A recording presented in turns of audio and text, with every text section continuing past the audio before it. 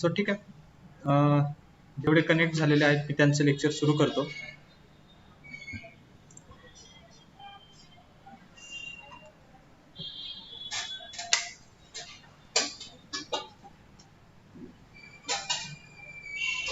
तर banking in India इथून सुरुवात करूयात आपण.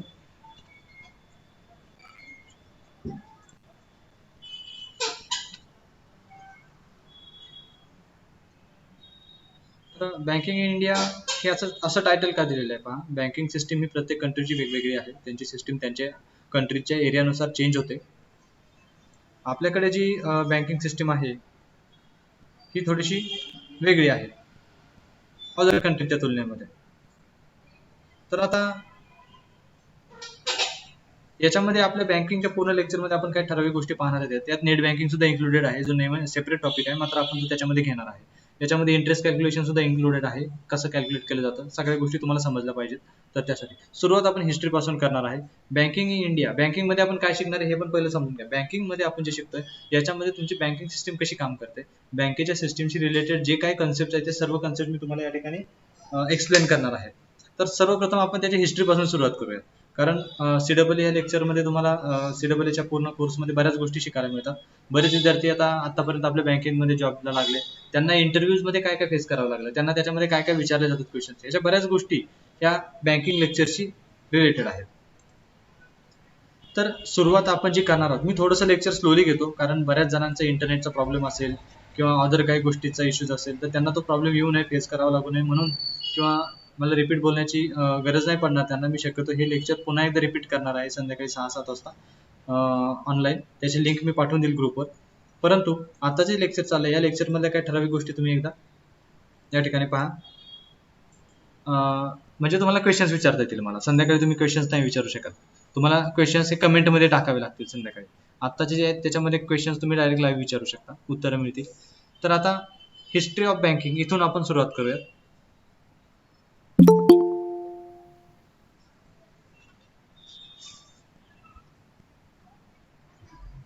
एक सेकंड, कुणी कनेक्ट होतंय का बघूयात आपण. ओके, ठीक आहे. सो आता या ठिकाणी आपण हिस्ट्री ऑफ बँकिंग ही पाहतोय. ह्याच्यामध्ये तुम्ही पाहता की तुम्हाला स्क्रीनवरती काही बँकांची नावं दिसत आहेत. ओके, आता इंडियन बँकिंग सिस्टीम मध्ये ज्या जुन्या बँका होत्या, काही ओल्ड बँका होत्या, ह्यांच्याशी रिलेटेड हा सिलेबस आहे, सुरुवातीचा आपला टॉपिक आहे. तर ह्याच्यामध्ये तुम्ही पहा 1786 म्हणजे 1786 मध्ये the general bank of India ही एक्झिस्टन्स मध्ये होती. म्हणजे आता ती नाहीये, नॉट इन एक्झिस्टन्स नाव, म्हणजे आता ती बँक या ठिकाणी अस्तित्वात नाही, मात्र सुरुवातीला होती. ओके, मग त्यावेळेस काय होतं त्याच्यामध्ये, the general bank of India ही बँक त्यावेळेस एक जुनी होती, जी सुरुवातीला वापरली जात होती 1786 मध्ये.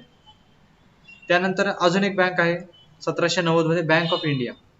ही सुद्धा एक बँक होती, त्या एक्झिस्टन्स मध्ये नाही. ती बँक ऑफ इंडिया वेगळी, आताची वेगळी आहे. तर ही वेगळी आहे बँक ऑफ इंडिया, हे लक्षात घ्या. 1790 ला बँक ऑफ इंडिया वेगळी होती. त्यानंतर the east India company established presidency presidency banks. आता ह्याच्यामध्ये ज्या 3 बँकांची नावं तुम्हाला दिसत आहेत ना स्क्रीनवरती, तर त्यामध्ये 1809 ला बँक ऑफ बेंगॉल म्हणजे कलकत्ता, तिथली बँक आहे. त्यानंतर 1840 ला बँक ऑफ बॉम्बे आणि 1843 ला बँक ऑफ मद्रास. या 3 बँका ज्या खूप जुन्या आहेत, ईस्ट इंडिया कंपनीने इस्टॅब्लिश केल्या होत्या. आता त्यावेळेस त्या का केल्या होत्या, कारण ब्रिटिशांच्या काळामध्ये त्यावेळेस बँकिंग सिस्टीम डेव्हलप करण्यासाठी ईस्ट इंडिया कंपनीने ही डिझाईन केलं होतं की अशा अशा बँका सिस्टीम त्यावेळेस असणार आहेत, आणि त्याच्यामधून मग त्यांचा जो इंटरेस्ट रेट वगैरे त्यावेळेचा वेगवेगळा होता. आपल्याला त्याच्याशी काही घेणं देणं नाहीये, आपल्याला आताचं मेन पाहायचं, पण ही हिस्ट्री तुम्हाला माहिती असावी. कारण बँकिंगमध्ये जर एखादा त्या फील्डमध्ये जाणार असेल पुढे, तर ते तुम्हाला त्यावेळेस समजलं पाहिजे, की माहिती असायला हवं. इंटरव्ह्यूला जर विचारलं तर तुम्हाला सांगता यायला पाहिजे, तर त्यासाठी. ओके, सो आता जर हे दिसत नसेल स्क्रीनवरचं टेक्स्ट वगैरे छोटं वाटत असेल तर मला सांगा फक्त. ठीक आहे, सो आता या ठिकाणी 7 सबसिडरी अँड मर्जिंग हा एक टॉपिक आहे आपल्याला. ओके, जो आपण आता टॉपिक पाहिला होता ज्याच्यामध्ये जुन्या बँक आपल्याला दिसत होत्या या ठिकाणी. एक सेकंड, कोण कनेक्ट होत आहे. थोडस लवकर कनेक्ट व्हा उद्या, आज ठीक आहे. कारण लेक्चरमध्ये होल्ड करावं लागतं. ओके, तर आता या ठिकाणी पहा 7 सबसिडियरी अँड मर्जिंग हा टॉपिक आपण पाहतोय. जो छोटासा टॉपिक होता पाठीमागे, त्याच्यात मी जस्ट तुम्हाला सांगितले. आता जो आपला रेग्युलर बँकिंगचा सिलेबस आहे त्याच्यामध्ये जे टॉपिक्स आहेत ते महत्त्वाचे टॉपिक्स मी या ठिकाणी घेतलेले आहेत. तर या ठिकाणी 7 सबसिडियरी हे खूप ओल्ड आहे बरं का. ह्याच्यामध्ये आता रेग्युलर सिलेबसमध्ये आपले पाहायला गेलं ते फार असा मेजर सिलेबस नाही आहे, पण तुम्हाला माहिती असावी की बँकिंग सिलेबस पूर्वी कसा होता, बँकिंग सिस्टीम पूर्वी कशी होती. सॉरी. सो ह्याच्यामध्ये पहा, state bank of Patiala Hyderabad, त्यानंतर त्रवणकोर, बिकानेर अँड जयपूर, म्हणजे तिकडच्या बाहेरच्या बँका आहेत, या अदर स्टेटच्या म्हैसूर बँक आहे, सौराष्ट्र आणि इंदोर ह्या बँका होत्या. याच्यामधल्या सौराष्ट्र बँक आणि इंदोर बँक ज्या आहेत यानंतर मर्ज केल्या गेल्या. स्टेट बँक आणि स्टेट बँक ऑफ इंदोर आणि बँक ऑफ सौराष्ट्र ह्या ज्या दोन बँका आहेत यानंतर मर्ज झाल्या SBI मध्ये, स्टेट बँकेमध्ये. आता त्या केव्हा झाल्या तेही आपल्याला माहिती आहे, 2010 मध्ये आणि 2008 मध्ये. तर ह्याच्यामध्ये कसं होतं, सौराष्ट्र बँक ही 2008 ला मर्ज केली SBI मध्ये, आणि 2010 मध्ये state bank of Indore he merge झाली स्टेट बँक ऑफ इंडिया मध्ये, ओके, SBI मध्ये. त्यानंतर 19 जुलै 1969 14 मेजर इंडियन कमर्शियल बँक्स ज्या होत्या या नॅशनलाइज झाल्या. आपण जे नॅशनलाइज बँका पाहतो ना आता, याच्यामध्ये 14 मेजर इंडियन कमर्शियल बँक्स आहेत जे नॅशनलाइज केल्या गेल्या. ह्या कधी झाल्या? 1969 मध्ये, म्हणजे बरेच दिवस झाले याला. पण तेव्हापासून यांना नॅशनलायझेशन केलं गेलं यांचं. ते कशासाठी केलं गेलं हे पण समजून घेणं गरजेचं आहे. नॅशनलायझेशन झाल्यामुळे याचा एक बेनिफिट आपल्याला झाला की नेशन वाईड जे काही बँकिंग सिस्टम आहे ही एकाच रूलने चालली. पहिलं कसं होत होतं बँकिंग सिस्टम मध्ये, ज्यावेळेस तुम्हाला एखाद्या बँकेकडून लोन घ्यायचं असेल तर त्यांचे सेपरेट रूल्स असायचे. त्यामुळे काय व्हायचं, लोकली ते रूल्स हँडल केले जायचे तिथल्या लोकल बँकांकडून. त्यामुळे कुणाला लोन द्यायचं कुणाला नाही हे त्या बँका ठरवायच्या. मात्र आता कसं झालं की नॅशनलाइज झाल्यापासून बँका ठरवतात, मात्र त्यांना रूल्स आहेत. तुम्ही ज्यावेळेस एखादी बँक तुम्हाला लोन देते त्यावेळेस तुम्हाला त्या रूल्स फॉलो करता येतात. त्या रूल्स मध्ये जर तुम्ही बसत असाल तर तुम्हाला बँक रूल्स लोन देऊ शकते. मात्र अजूनही असं आहे की कोणतं लोन तुम्हाला द्यायचंय कोणतं नाही द्यायचं, तुम्ही त्याला एलिजिबल आहात का, हे अजूनही बँका ठरवतात बरं का. बऱ्याच गोष्टी अशा आहेत की तुम्ही बँका ठरवतात, त्याच्यामध्ये तुम्ही त्यांना क्वेश्चन नाही विचारू शकत. For example central bank of India, central bank जी आहे ही खूप महत्त्वाची बँक आहे. तुम्ही जर पाहायला गेलात तुमच्या जवळपासच्या ज्या काही बँका असतात, पतसंस्था असतात, त्या सगळ्यांना त्यांचं रिझर्व्ह जे आहे हे सेंट्रल बँक ऑफ इंडियामध्ये स्टोअर करावं लागतं, असं असतं. त्यामुळे त्यांना तिथे अकाउंट ओपन करणं गरजेचं आहे, असा रूल केलेला आहे. म्हणजे ती बँक ती मॅनेज करते आणि ती सेंट्रलाइज बँक आहे सेंट्रल बँक ऑफ इंडिया. त्यामुळे त्यामध्ये बऱ्याच बँकांचे रिझर्व्ह स्टोअर केलेले असतात. आणि त्या बँकेचा सुद्धा एक नियम आहे की तुम्हाला जर लोन पास नाही झालं तर तुम्ही त्यांना का नाही पास झालं तर ह्याचं प्रॉपर उत्तर देणं त्यांना बांधील नाही येत. ते तुम्ही त्यांचे रूल्स पाहिले तर तुमच्या लक्षात येईल की त्याच्यामध्ये बँका तुम्हाला उत्तर देण्यास कुठल्याही प्रकारे कंपल्शन नाही बँकेला की तुम्हाला का नाही लोन देण्यात येईल. त्याच्यामुळे लोन द्यायचं नाही ते बँका ठरवतात पूर्णपणे तुमचा स्टेटस बघून, कारण ती बँक तेवढी काळजी घेते की बाबा आपल्या पैसे बुडाले नाही पाहिजेत. ओके, सो आता पहा नॅशनलायझेशन ऑफ बँक्स 1969. ज्या 14 बँकांचं नॅशनलायझेशन झालं मी तुम्हाला सांगितलं त्या बँकांची नावं दिली आहेत. सेंट्रल बँक ऑफ इंडिया, जसं की तुम्हाला मी सेंट्रल बँकेचं नाव सांगितलं ती. नंतर bank of Maharashtra, Dena bank, Punjab national bank, syndicate bank, Canara bank, Indian bank, Indian overseas bank, bank of Baroda, त्यानंतर union bank, Allahabad bank, united bank of India, united commercial bank, bank of India, एवढ्या बँकांचं त्यावेळेस नॅशनलायझेशन करण्यात आलं. In 1980 another 6 banks were nationalized with deposits over 200 crore and thus raising the number to 20. म्हणजे 14 नंतर हे हा जो नंबर होता हा 20 वरती गेला, कारण अजून 6 बँका डिपॉझिट झाल्या. म्हणजे 6 बँकांचं ज्यांचं डिपॉझिट हे 200 कोटींपेक्षा जास्त होतं, अशा अजून 6 बँकांना नॅशनलाइज करण्यात आलं. म्हणजे 14 + 6 असे 20 बँका टोटल नॅशनलाइज नंतर करण्यात आलं 1980 मध्ये. पण नॅशनलाइज करण्यासाठी त्यांनी रूल काय होता, 200 करोडचं डिपॉझिट त्यांचं हवं त्यांच्याकडे. 200 कोटी डिपॉझिट असेल तर ते नॅशनलाइज करण्यात येतात. ओके, सो आता नॅशनलायझेशन ऑफ बँक्स 1980 मध्ये ज्या 6 बँका नॅशनलाइज करण्यात आल्या तर त्यांची आपल्याला या ठिकाणी स्क्रीनवर नावं दिसत आहेत तुम्हाला. आंध्र बँक आहे, कॉर्पोरेशन बँक आहे, न्यू बँक ऑफ इंडिया आहे. In 1993 merged with Punjab national bank, ही बँक नंतर पंजाब नॅशनल बँक सोबत मर्ज झाली. त्यानंतर oriental bank of commerce, Punjab and syndicate bank, Sind bank आहे, सॉरी सिंडिकेट नाही सिंध बँक आहे, पंजाब अँड सिंध बँक. सिंध हा वेगळा प्रांत होता हे तुम्हाला माहिती असेल. त्यानंतर विजया बँक, तर ह्या विजय बँक सुद्धा त्यावेळेस नॅशनलाइज करण्यात आली. त्यानंतर आता आपल्याला एका वेगळ्या या ठिकाणी एक स्क्रीनवरती एक नवीन टॉपिक पाहतोय आपण. इथपर्यंत काही शंका असेल कुणाला तर मला माईक ऑन करून विचारू शकता. जर आतापर्यंत जे सांगितलेलं आहे याच्यामध्ये काही शंका वाटली तर, जो हिस्ट्रीचा पार्ट होता. ओके ठीक आहे, कुणी माईक ऑन केलेलं नाहीये म्हणजे काही इश्यूज नाही. सो आपण पुढे टॉपिक पाहणार आहोत, नाबार्ड. तर आता सर्वांना दिसतंय ना स्क्रीनवरती, की स्क्रीन दिसत नाही सर्वांना? काही शंका असेल, स्क्रीन दिसत नसेल तर मी स्क्रीन छोटी करतो अजून.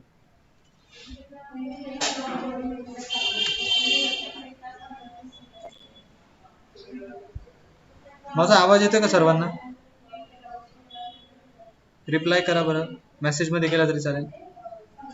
येत असेल तर ओके टाका फक्त. कुणीही टाईप करा, काही प्रॉब्लेम नाही. ओके, व्हेरी गुड संकेत. याचा अर्थ संकेत एकटाच लेक्चर ऐकतोय वाटतं, बाकीच्यांनी फक्त ऑन करून ठेवलेलं दिसतंय फोन. असं नाही ना? असंच दिसतंय.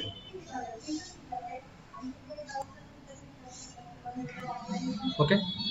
तर संकेत, माझी स्क्रीन दिसत होती का तुला, मी जी प्रेझेंटेशन प्ले केलं होतं आता? ओके असेल तर ओके टाक, दिसत असेल, नसेल तर मी स्क्रीन छोटी करून प्ले करतो. दिसतंय, ओके व्हेरी गुड, काय प्रॉब्लेम नाही. तर आता या ठिकाणी पहा,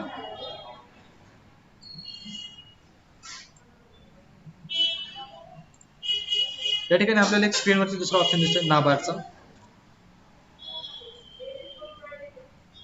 ओके. तर हे जे नाबार्ड आहे ना, national bank of agricultural and rural development, म्हणजेच नाबार्ड, एक बँकेचा प्रकार आहे. बँकेचं नाव आहे. तर ही बँक 1982 मध्ये कोऑपरेटिव्ह क्रेडिटसाठी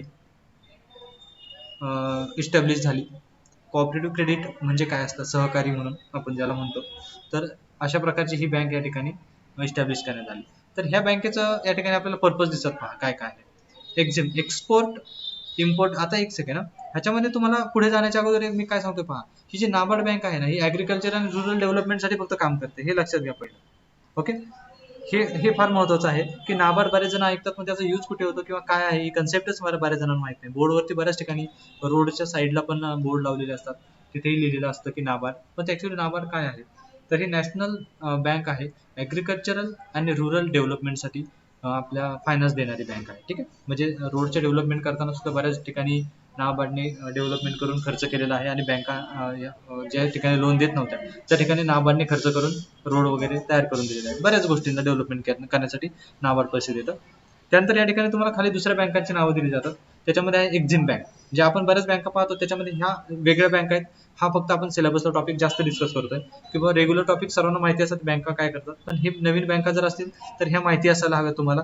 उद्या इंटरव्ह्यूला तुम्हाला काय विचारतील सांगता येत नाही. इंटरव्ह्यू वाल्याला जर तुम्हाला घ्यायचंच नसेल तर तुम्हाला असंच काहीतरी विचारू शकतो, पण जर ह्याच्यातून तुम्ही पास झाला तर मात्र तुम्हाला तो म्हणेल की ह्या व्यक्तीला काहीतरी वेगळं येतं, याला आपल्या बँकेत घ्यायला हरकत नाही. सो आता पहा, EXIM export import bank of India, ही जी बँक आहे ही ॲग्रिकल्चरल सेक्टरसाठी काम करते. त्यानंतर या ठिकाणी small industries and development bank of India. Okay, तुम्ही याला CDB म्हणू शकता शॉर्टमध्ये. तर ही credit needs of small business industries ज्या आहेत किंवा त्यांच्यासाठी डेव्हलपमेंटसाठी त्यांना फायनान्स देणारी ही बँक आहे.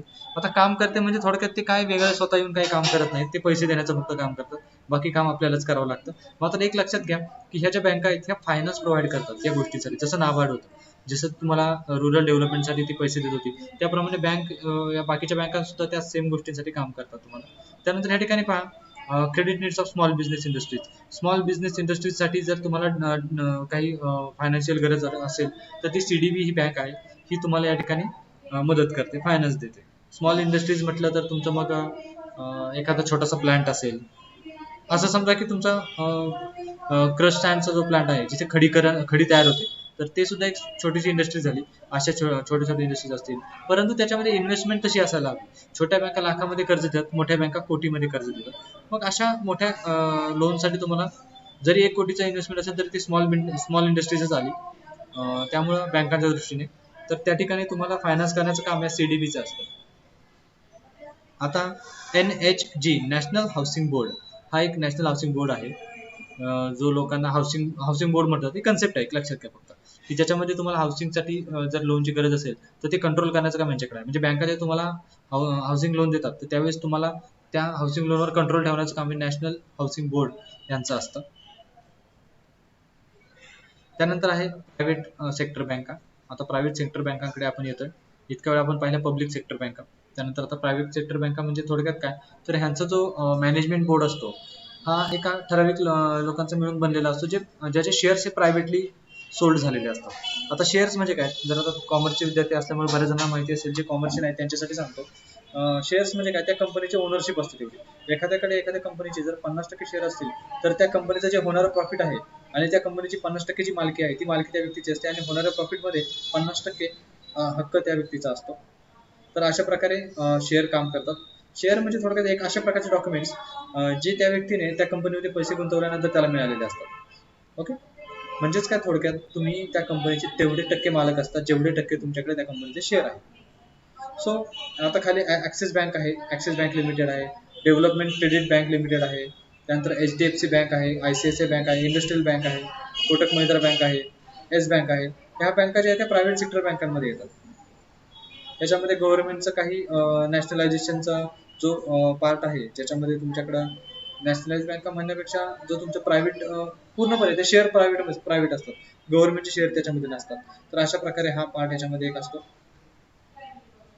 प्रायव्हेट बँका त्यांचं जे काही लोन कोणाला द्यायचं कोणाला ते ठरवू शकतात त्यांच्या पद्धतीने. त्यानंतर आहे फॉरेन बँक्स ऑफ इंडिया. आता हा एक खूप महत्त्वाचा टॉपिक आहे, फॉरेन बँक्स ऑफ इंडिया. म्हणजे इंडियामध्ये ज्या फॉरेन बँक्स आहेत तर त्यांची लिस्ट आपल्याला इथे दिसते. त्याच्यामध्ये HSBC लिमिटेड बँक आहे, डच बँक आहे, त्यानंतर BNP परिवार, आता BNPच म्हणतात पण BNP परिवार म्हणतात त्यांना. त्यानंतर state bank of Mauritius, Doha bank, standard chartered bank, bank of America, AB bank limited, त्यानंतर रॉयल बँक ऑफ स्कॉटलंड, त्यानंतर industrial bank of OKF Korea.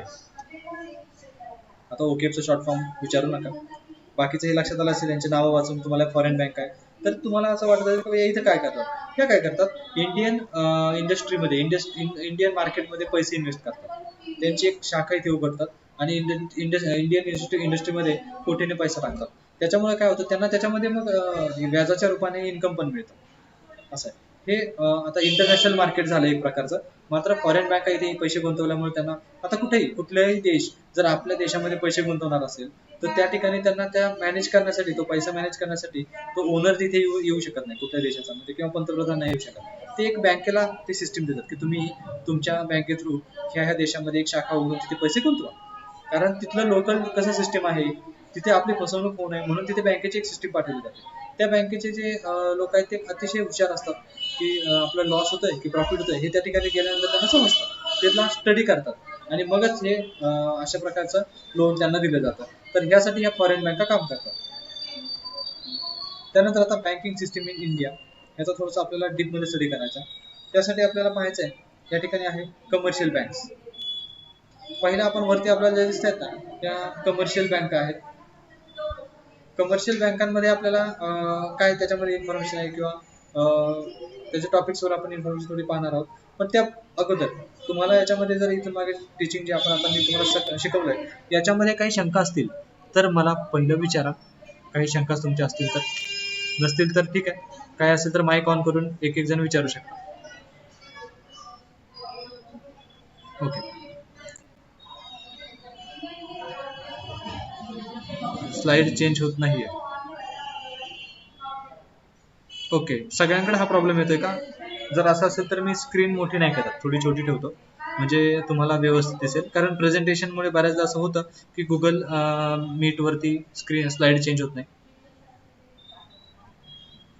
तर ठीक आहे.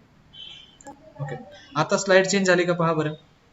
आता me types of banks in India याच्यावरती आहे. रिप्लाय करा, message मध्ये टाकला तरी चालेल. Okay, very good. ठीक आहे, म्हणजे प्रॉब्लेम तोच आहे ऍक्च्युली.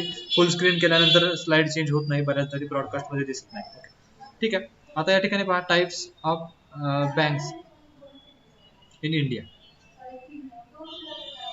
ठीक आहे. आता ह्याच्यामध्ये पहा, ह्या स्क्रीनवरती तुम्हाला दिसतंय commercial banks, industrial banks, agricultural banks आणि एक्सचेंज बँक्स, या 4 बँक्स या ठिकाणी आपल्याला समोर स्क्रीनवर दिसतात. त्याच्यामध्ये कमर्शियल बँक्सवर आपण थोडासा स्टडी पाहू, थोडासा की काय त्याच्यामध्ये आहे. Okay. So the banks who perform all kinds of banking. Commercial bank जी आहे की सर्व प्रकारचे बँकिंग परफॉर्म करते, ज्याच्यामध्ये जनरली फायनान्स ट्रेड आहे. फायनान्स ट्रेड म्हणजे कमर्शियल बँका म्हटल्यानंतर तुमच्या लक्षात आलं असेल, शॉप्स, मॉल्स अशा ठिकाणी किंवा मोठ्या बिझनेसेसला जर एखादी बँक लोन देत असेल किंवा त्याच्या जास्त ट्रेडिंग करत असेल तर that is called commercial banks. Commerce is non as, okay, generally finance trade and commerce is non as commercial banks. आता पहा, जी बँक फायनान्स ट्रेड करते किंवा कॉमर्स मध्ये ट्रेड करते त्यांना कमर्शियल बँक्स म्हटलं जातं. शॉर्ट नोट आहे त्या, ठीक आहे. त्यामुळे वाक्यरचनेकडे कॉन्सन्ट्रेट करू नका, कारण स्क्रीनवर तेवढं बसणार नाही म्हणून त्याचं प्रेझेंटेशन छोटं केलं. त्यानंतर like loan give to traders or businessman for short and medium term. Short term किंवा मीडियम टर्मसाठी जे ट्रेडर्सला किंवा बिझनेसमॅनला लोन देतात अशा बँका कमर्शियल बँक्समध्ये येतात. It expand their area in long term transaction. आता लॉंग टर्म ट्रान्झॅक्शनमध्ये ह्या बँका जास्त करून त्यांचा एरिया एक्सपांड करतात. म्हणजे लॉंग टर्म ट्रान्झॅक्शन म्हणजे कशा प्रकारच्या? लॉंग टर्म म्हणजे तुम्हाला शॉर्ट आणि मीडियम टर्म या बिझनेस म्हटलंय, पुन्हा लॉंग टर्म ट्रान्झॅक्शन म्हटलंय. तर ह्याच्यामध्ये कसं असतं की ह्यांना जे इन्कम येणार असतं त्या लोन मधून जास्त त्यांना प्रॉफिट होतं, कारण बिझनेसमध्ये पैसे गुंतवतात. म्हणजे 1 लाखाच्या बिझनेसवरती त्यांना जो व्याज दिला जातो तो 15,000 व्याज असतो, बरोबर आहे. म्हणजे 15% व्याज असेल तर 15,000 व्याज त्यांना द्यावे लागणार. अदर काही त्यांचे चार्जेस ते वेगळे. पण हेच जर तुम्ही ज्यावेळेस एखादा होम लोन घेता तर होम लोनला किंवा ॲग्रिकल्चरल लोनला इंटरेस्ट कमी असतो, त्याच्यामध्ये ते लॉंग टर्म करून उपयोग नसतो. पण जेवढं लोन तुमचं मोठं तेवढं व्याज तुम्ही जास्त देता, म्हणून कमर्शियल बँका हे लॉंग टर्म लोन सुद्धा देतात. ओके. पण शॉर्ट टर्म मीडियम टर्म का म्हटलंय? मग जर उद्या एखाद्याचं कर्ज 5 कोटीचं असेल आणि त्याला जर तुम्ही 20 वर्ष लावणार असाल तर 20 वर्षात ते लोन कुठल्या कुठे गेलं आणि तो देऊ शकेल का? मग व्याज पण वाढत जाणार. त्यानंतर ते परत त्याने दिले नाही पैसे तर म्हणजे बुडालं. एखादा पळून गेला लंडनला पुन्हा, मग काय करणार? त्यामुळे त्यांना शॉर्ट टर्म मीडियम टर्म मध्ये मोठे लोन्स क्लोज करायचे असतात. आता इंडस्ट्रियल बँक्स म्हटलं, industrial banks, investment banks who give long and medium term loan accept long term deposits is known as industrial banks. आता ह्याच्यामध्ये कसं असतं की इंडस्ट्रियल बँक्स ह्या ज्या आहेत हे इन्व्हेस्टमेंट बँक्स म्हणून पण म्हटलं. त्याच्यामध्ये तुम्ही लॉंग टर्म डिपॉझिट ठेवू शकता. जर मोठं डिपॉझिट तुम्ही त्या बँकांकडे ठेवलं 10 कोटी, 50 कोटी, 100 कोटी, तर तेच पैसे या बँका इतरांना लोन देण्यासाठी ते वापरतात आणि तुम्हाला त्याच्यावरती व्याज देतात. म्हणजे ते इतरांकडून 50 कोटीच्या किंवा 100 कोटी कर्जावरती इतरांकडून समजा 10 कोटी वर्षाला व्याज घेत असतील तर त्याच्यातले 7% ते ठेवणार आणि 3% तुम्हाला देणार, किंवा 7% तुम्हाला देणार, 3% ते ठेवणार. असे वेगवेगळ्या पद्धतीने ते लोन मॅनेज केलं जातं. अशा पद्धतीचं असतं. 10% कोणी घेत नाही ऍक्च्युली, 15 ते 20% असतं. पण बिझनेसही तसा असतो. उदाहरणार्थ समजा मायनिंगचा बिझनेस असेल, दगडी कोळशाची खाण असेल, तर तिथे कसं होतं, तुम्ही 50 कोटी कर्ज घेतल्यानंतर त्या खाणीतनं तुम्ही जे काही दगडी कोळशाचं उत्पन्न काढताय, हे तुम्ही जास्त जर काढलं एखाद्या महिन्यात तर तुमचा लोनचा हप्ता भरायला त्यांना सोपं पडतं. मग तिथे त्यांना 20% जरी कर्जाचा हप्ता असेल तरी त्यांना काहीच वाटत नाही, कारण हा हप्ता कसा असतो, हा वर्षाचा असतो 20%. मग त्यांना मंथली ते कमी पडतं थोडंसं भरायला. म्हणजे वर्षाला 2% जरी भरायचं म्हटलं, 2 कोटी महिन्याला, तरी त्यांना ते वर्षामध्ये 24% ते भरू शकतात.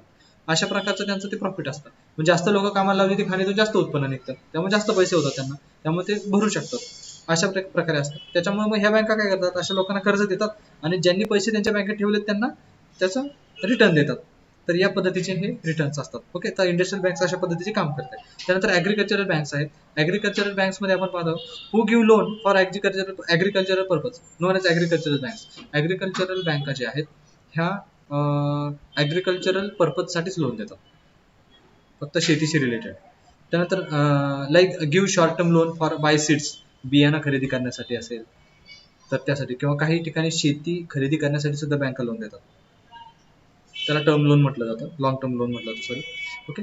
आता शॉर्ट टर्म आणि लॉंग टर्म हे दोन्ही टर्म लोनचे प्रकार आहेत, हे लक्षात घ्या. पहिली गोष्ट, टर्म लोन म्हणजे काय, तर एका स्पेसिफिक लिमिटेड पिरियडसाठी ते दिलं जातं, दॅट इज टर्म लोन.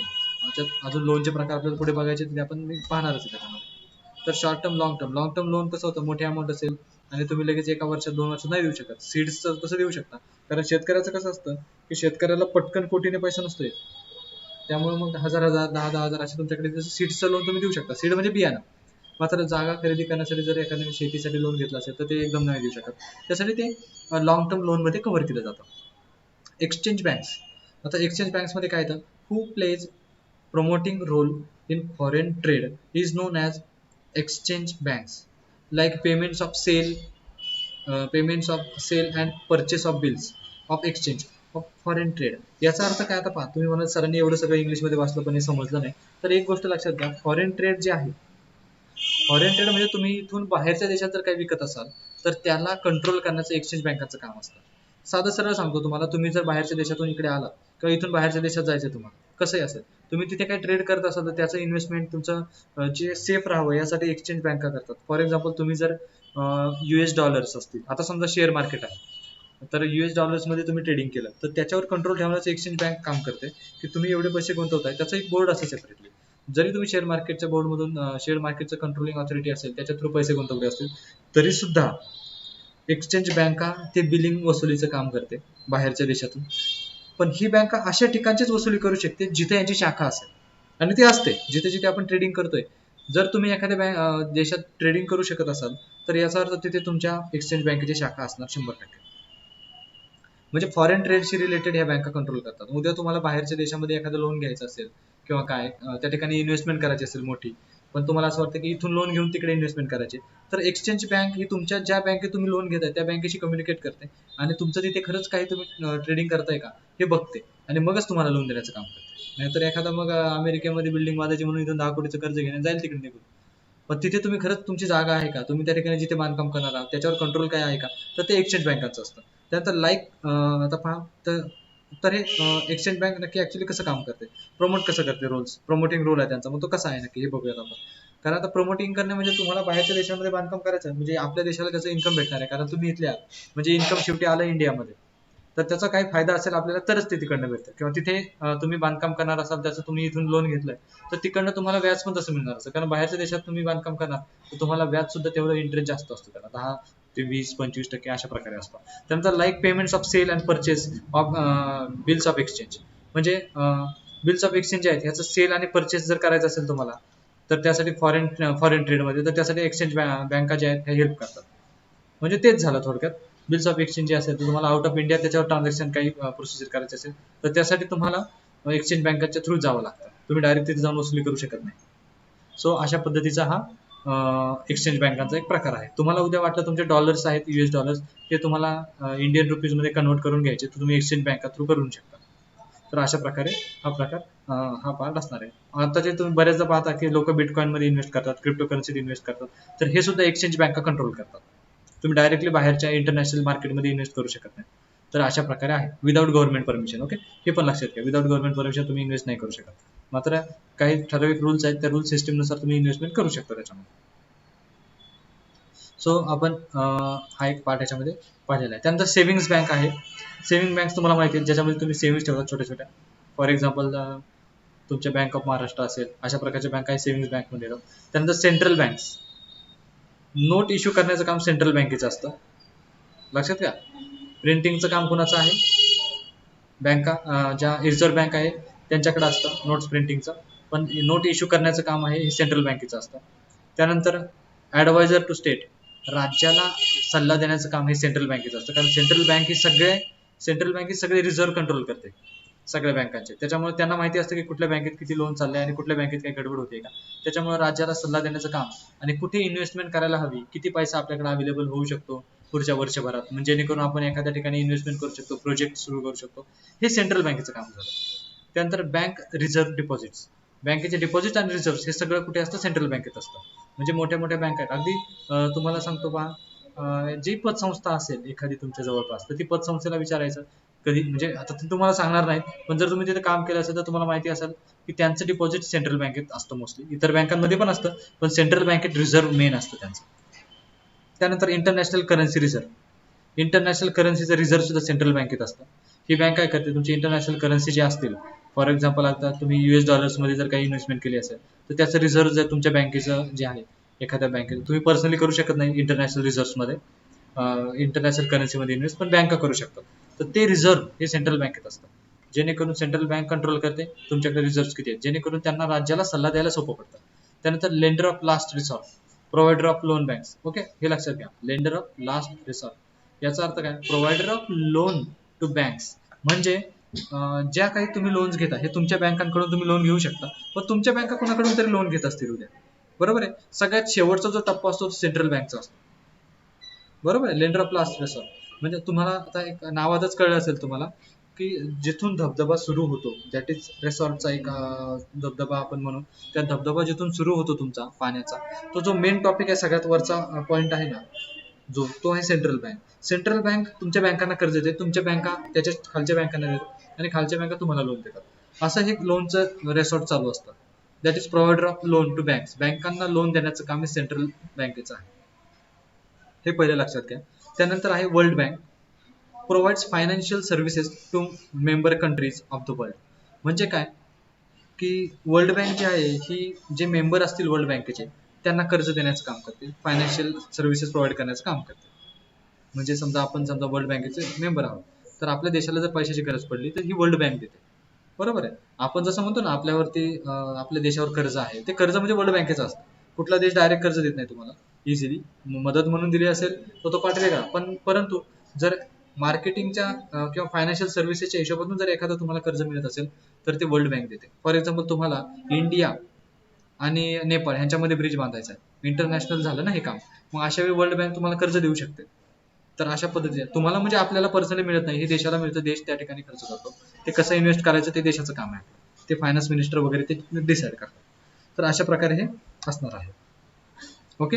आता बँकांचं जे क्लासिफिकेशन आहे अकॉर्डिंग टू ओनरशिप, हा टॉपिक आपण उद्या पाहणार आहोत.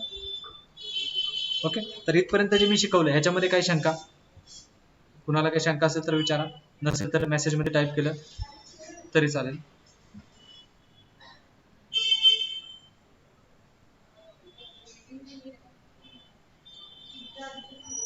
Okay. Nilesh Raut for example विचारलंय तुम्ही, काही शंका असेल तर मला लगेच विचारा, मी सांगतो तुम्हाला कशाशी रिलेटेड होतं. म्हणजे जरा मला माहिती असेल मी लगेच सांगेल तुम्हाला, नसेल तर नेक्स्ट लेक्चरला सांगेल, no problem. Okay. Central bank करा करा टाईप करा, काही शंका असेल तर मला लगेच तुम्हाला सांगता येईल, आणि क्लिअर झालं असेल तर नो इश्यूज सांगा, काही प्रॉब्लेम नाही.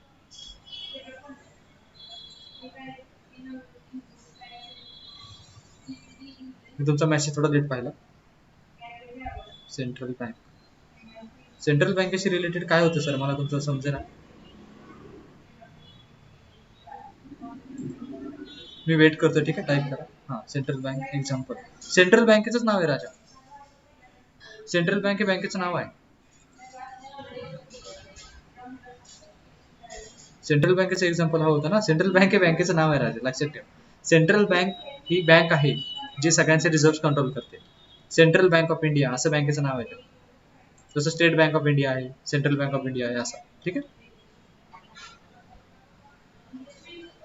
ओके. क्लिअर झालं असेल तर ओके टाक, म्हणजे मला समजेल, नाहीतर मला अजून थोडंसं विचारता येईल मग. Okay, very good. ठीक, नाही काय हरकत नाही, तुम्ही विचारलं काही प्रॉब्लेम नाही. जर शंका असतील तर त्या क्लिअर व्हायलाच हव्यात, म्हणून मी प्रश्न विचारतो तुम्हाला. ठीक आहे. सो ओके, आजचं जे लेक्चर आहे आपण हे आता स्टॉप करूयात. जर काही शंका असतील तर मला उद्या तुम्ही एकदा पुन्हा विचारा या झालेल्या सिलेबसमध्ये. ठीक आहे. हेच लेक्चर मी पुन्हा एकदा ब्रॉडकास्ट करेल, ह्याच्या लिंक टाकेल, तुम्ही पुन्हा संध्याकाळी ऐकू शकता, 6-7 नंतर तुम्हाला ते ऐकू येईल. ठीक आहे. ठीक आहे, चालेल सर. नेक्स्ट लेक्चर कधी आहे? नेक्स्ट लेक्चर हे आपण मोस्टली आता उद्याच घेऊ लगेच पुन्हा, कारण मागचा सिलेबस विसरायला नको तुम्हाला. ठीक आहे. हो चालतंय सर. Okay, very good. हां.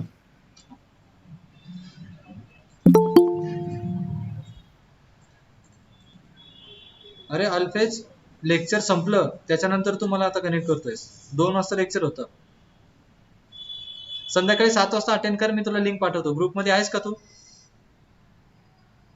तुझा आवाज नाही येत रे मला. हो आहे सर. Okay, very good. मी तुला लेक्चर पुन्हा संध्याकाळी 6-7 वाजता ब्रॉडकास्ट करतो, त्यावेळेस ऐकून घे एकदा लेक्चर. ठीक आहे. ओके. Okay, very good.